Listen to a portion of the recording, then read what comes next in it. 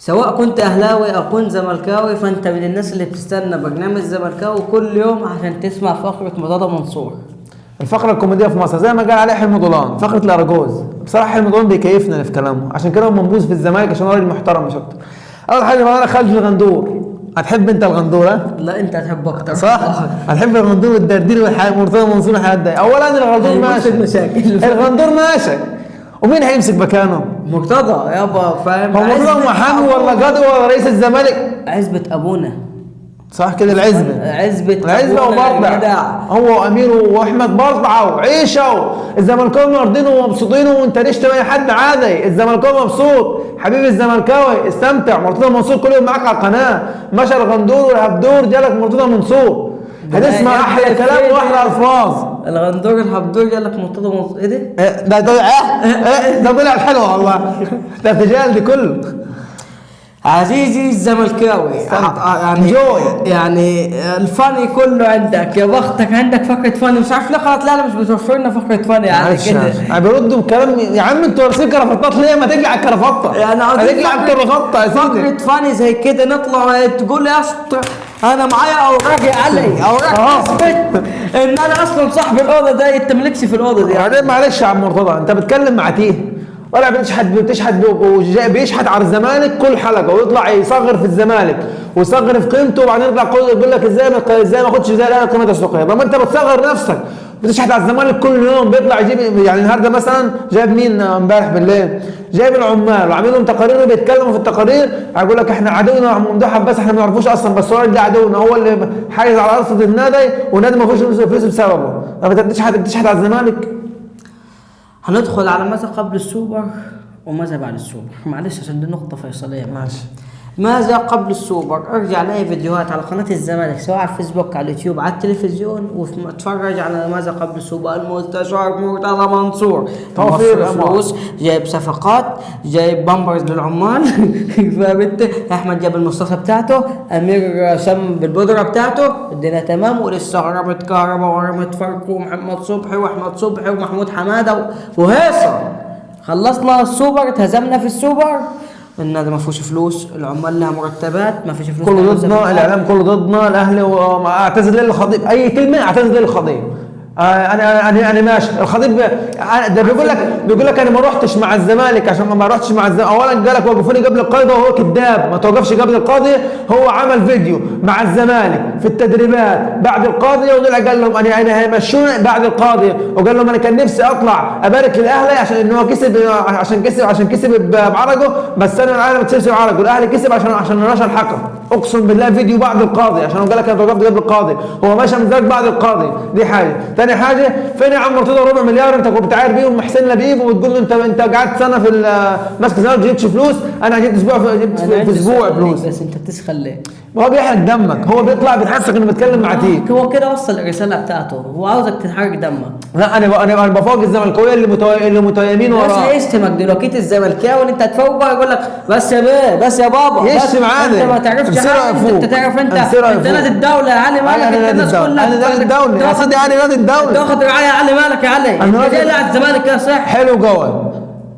دي النقطه الفيصليه. انا كشركه راعيه هروح ليه ادي فلوسي للزمالك، والزمالك لا يشحت على القناه بتاعته يقول له معيش فلوس؟ ما اديها للنادي المستقر، النادي اللي يحط اسم على التيشيرت بتاعه، وانا رايق البال وهاني البال، وانا عارف ان هو بغض النظر اعتبر شعبيه الزمالك اكتر، 60 مليون اعتبرها اكتر، هي اكتر يا سيدي اعتبرها اكتر، خلاص هي اكتر. الراجل ده كلامه صح.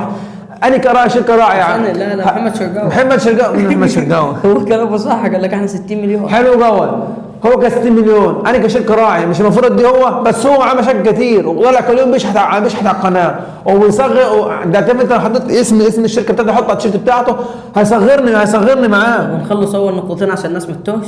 ماشي. اول نقطتين لازم يخلصوا معاك. مرتضى منصور مين عشان يطلع على التلفزيون؟ مالناش دعوه بيه، صاحب قناه وصاحب بيته وصاحب عيله. خبرها لول. ايوه بالظبط، ده مرتضى منصور بالظبط كده. تاني نقطه في متقسمه معانا الاثنين. اولا مرتضى منصور هيقارن نفسه بالخطيب، واحنا طب الخطيب عامل انشاءات، النادي الوحيد اللي في العالم ما تاثرش بازمه كورونا، على الرغم من برشلونه وريال مدريد كله نقص اتاثر، احنا ما تاثرناش. عقود لاعبتنا مرتبات والموظفين زي ما هي ثابته، وعندك فائض كل سنه يعدي مليار، وفائض كل سنه. على العلم برضه ان مرتضى منصور نفسه يا علي طلع بدايه السنه جاب صف الربح بتاعه 150 مليون فينهم؟ لا اسمه بالانجليزي ورث جو يعني. ما تدفعهم، ما تدفعش ليه العمال منهم؟ راحت فين الفلوس دي؟ مش كان معاك صافي ربح وانت بتشتغلنا بالورق اللي طالع ب3 ثواني يا عم اللول، طالع ب3000 ورقه حاطط مفرش قدامك على البنك بتاعك انت قاعد عليه على النصبه، اقسم بالله فرش على النصبه يا ابني هات لي اسمعني الورق، هات لي الكتب انت اقسم لو المخرج اقلب على النقطه اللي بعدين. تاني نقطة مثلا هو مرتضى منصور طالع يقول ان انا هنزل عمال يوم 11 ثورة، حضرتك هي البلد فين والقيادات فين من كلام ان انا هنزل ثورة وكده؟ اول نقطتين اتقفلوا على ما حدش يرد عليه، فين الدولة من الكلام ده؟ هنخش على النقطة الثانية ولصالح مين؟ مرتضى منصور بيشتم كل دقيقة الخطيب، حلو قوي، وبيشتم النادي الاهلي، بيشتم الخطيب والاهلي ورموز الدولة ورموز الزمالك ورموز الاهلي، ومنع كثير من لعيبه الزمالك قدام ان يدخلوا النادي. الصلاحيات دي كلها مين مديها له؟ انه يطلع يتكلم ويشتم كلهم في الناس، مين مديها له؟ راجل محكوم عليه بالحبس لمده سنه ولحد كده ما اتنفذتش.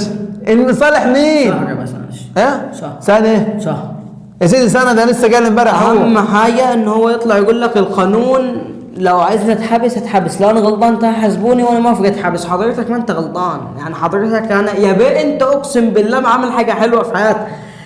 الناس اللي بيطلعوا معاه بس معلش عشان مخنوق، سواء خالد لطيف او طارق يحيى او خالد غندور، ايا كان مين فيهم اللي بياخد الاستوديو، حلو المقدم بتاع الاستوديو مصطفى يونس، انت ومصطفى يونس وشرقاوي مثلا، ما عرفش اسمائهم، وصفت عبد الحليم والاسناس دي كلها اللي ما عرفهاش جايه منين، المرتزقه دول. ايوه ما بتتكلموش ليه؟ عيب. حلو، مش ينفع نتكلم في حضره المستشار، خلاص يطلع وحده، طالعين ليه صوره احتراما يا علي، احتراما وتعظيما لهذا الكبير. ما فيش كومبارس في الكوره، ولا في كومبارس في التحليل، ولا في الاداره، ولا في الملعب، ما فيش كومبارس، ده مع مرتضى بس. ايوه الوان مان شو، ما حدش يتكلم وهو قاعد. وات تعرف ده؟ سلام عليك. يخرب بيتك. لا الموضوع، طب والله تعرف ده استاهل لايك وشير. مع احترامي اقسم بالله انتوا ناس مهزقه، اقسم بالله انتوا ناس مهزقه طالعين. طب ايه شكلك قدام؟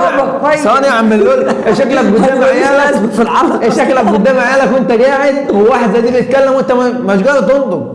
انت ما ينفعش ترمش على فكره، انت قاعد عامل كده ما ينفعش ترمش، انت ضرمشت مخصوم منك 30,000 مليون ومقروض من النادي وتشتم على الهواء. كل ده هيحصل لك بكله. لا اله الا الله. بس مالناش دعوه، هو علي بيسكن مع الزمالك، هو علي بيجي في القضاء، هو علي اخر نقطه بس ماشي. فانا ما قاعدش يعني، انا في المنتزه اقطع نفسي يا شباب. اخر نقطه بس انت هسيبها اقولها وسيبك تتكلم فين. اتكلم لو جه الاهلي رد على التطاولات دي يا باشا. امبارح سالوا مصطفى يونس ماذا عن الخطيب وعن الصلح. دي نقطة برضه هتكلم فيها.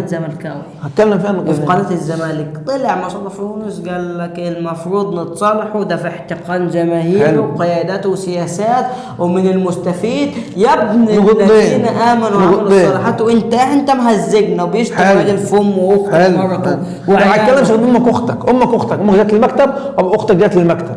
مع عندي نقطتين في هذه. اولا مين عمل الاحتقان ومين بدا بالشتيمه؟ هو. حلو جوه. هل ينفع لما هو يبقى عايز يصالح ولما هو عايز يزعل يزعل؟ لا ما مستحيل. يتضرب بالجزمه ويتحبس. ما انت جابوله ما لناش دعوه بعليه. ولو الاهلي رد على التطاولات دي يبقى الاهلي بيعمل فتنه، صح؟ وبكده يبقى الفيديو انت اللي عجبك الفيديو ما تنساش اللايك والكومنت. طب لا القناه وفعل زر الجرس لك كل جديد، والسلام عليكم ورحمه الله وبركاته.